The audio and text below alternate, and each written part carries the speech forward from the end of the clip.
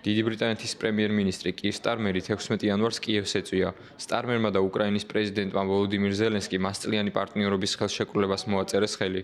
ხელშეკრულება რუსეთისგან უსაფრთხოების სამომავლო გარანტიებს ითვალისწინებს. 2025 წელს დიდი ბრიტანეთი უკრაინას იმაზე მეტ სამხედრო დახმარებას გაუწევს, ვიდრე ოდესმე. ჩვენ უკვე გამოვყავით ამ წელს 3 მილიარდი ფუნტი, თუმცა უკრაინა კიდევ მიიღებს ჩვენგან სამხედრო დახმარებას. საუბარია 2,2 მილიარდ ფუნტზე, რომელსაც დავიბრუნებთ გაყინული რუსული აქტივებიდან.